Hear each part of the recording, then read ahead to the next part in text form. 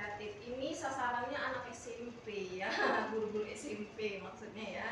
Jadi walaupun sudah sekolah menengah, saya kira peraga media itu nggak harus untuk anak kecil, anak TK.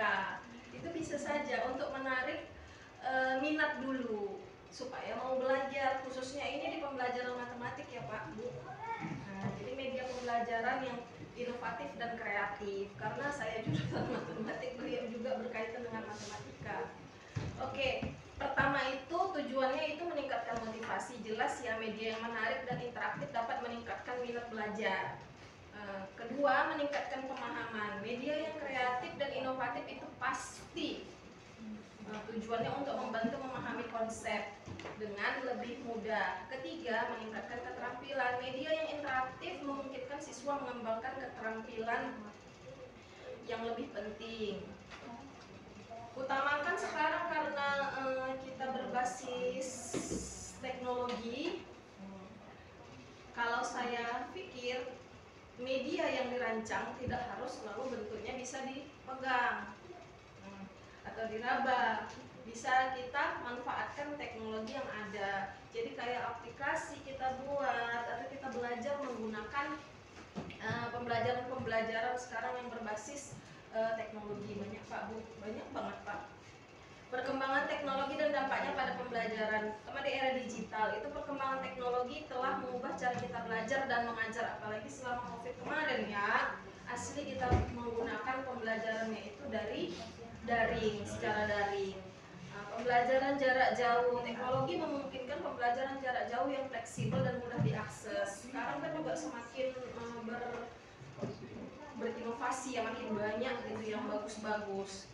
Media inovatif, berbagai media inovatif berbasis teknologi muncul untuk meningkatkan pengalaman belajar. Kemudian prinsip-prinsip untuk perancangan media pembelajaran yang inovatif dan kreatif. Itu pertama, relevansi. Media harus sesuai dengan kurikulum dan kebutuhan belajar ya, harus sesuai dengan kebutuhan belajar. Interaktivitas, siswa harus terlibat aktif dalam proses belajar melalui media. Ini memang tidak mungkin kalau nggak didukung oleh sarana dan prasarana dari sekolah juga. Nah, itu salah satu kekurangan kalau kita mau belajar pakai multimedia ya. Kreativitas, media harus dirancang dengan ide-ide kreatif dan inovatif yang menarik. Terus aksesibilitasnya, media harus mudah diakses dan digunakan oleh semua siswa. Jadi beberapa pembelajaran yang menggunakan internet sekarang juga banyak ya dari Kemendikbud ya yang bisa diakses secara mudah. Contoh media pembelajaran berbasis teknologi yang inovatif dan kreatif itu game edukasi. Game edukasi banyak banget Pak Bu di Play Store, bertaburan ya. Itu kalau anak-anak diawasi untuk mengerjakannya bagus sih, bisa meningkatkan pemahaman mereka ya. Terus dari video menampilkan konten visual yang menarik dan mudah dipahami. Ini guru-gurunya nih, banyak nih aplikasi untuk merancang video pembelajaran yang bagus ya. Pakai Canva juga bisa, atau apa banyak aplikasi untuk mengedit video pembelajaran yang merekam diri Bapak Ibu sendiri. Simulasi memungkinkan siswa untuk berlatih dan bereksperimen dalam lingkungan virtual. Strategi implementasi media pembelajaran inovatif dan kreatif di kelas. Pertama, integrasi kurikulum. Pastikan media pembelajaran terintegrasi dengan materi pembelajaran. Pasti ya, itu yang tujuan pertamanya.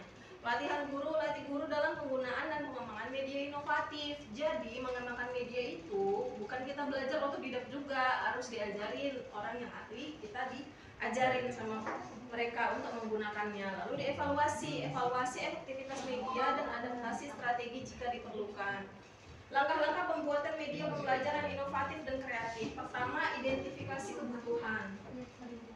Tentukan tujuan pembelajaran dan kebutuhan siswa. Kedua, pilihan media. Pilih media yang sesuai dengan tujuan dan materi pembelajaran. Keempat, ketiga, desain dan pengembangan. Rancang media dengan ide-ide kreatif dan inovatif. Kemudian, evaluasi dan revisi. Uji coba dan revisi media berdasarkan feedback. Tantangan dan solusi dalam implementasi media pembelajaran inovatif kreatif. Sama seperti tadi, itu aksesibilitas, itu tantangannya. tidak semua siswa memiliki akses yang sama terhadap teknologi, ya nggak semuanya. Keterampilan guru, guru mungkin memerlukan pelatihan khusus sih untuk mengembangkan media yang inovatif. Sumber daya, pengembangan media inovatif memerlukan sumber daya yang cukup juga. Jadi ini ketiga ini yang menjadi tantangannya. Kita kadang ingin maju tapi tetap juga ada kendalanya. Kira-kira ada yang bertanya untuk topik ini dan sebelumnya yang kedua ini? Ada yang bertanya? Kalau enggak kita lanjut.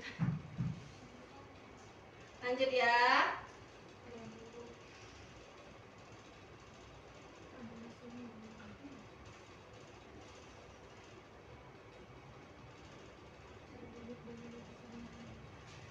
Ini udah tadi.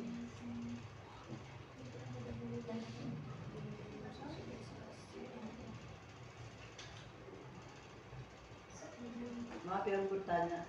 Oh iya Bu, iya Ini silakan, AP Ibu. ini boleh kita pakai untuk kita jenjang SD? APE bisa Bu, bisa Nah, dirancang. boleh ya. Bisa. Sebenarnya alat permainan edukatif ini SD boleh, TK boleh, SMP juga boleh kalau memang sesuai dengan materinya Pak Bu. Sama seperti kayak kita mau mengejarkan misalnya ini bangun datar misalnya, ini kan khusus matematik ya. Bangun datar, kita bisa kok merancang mereka membuat peragaknya, permainannya.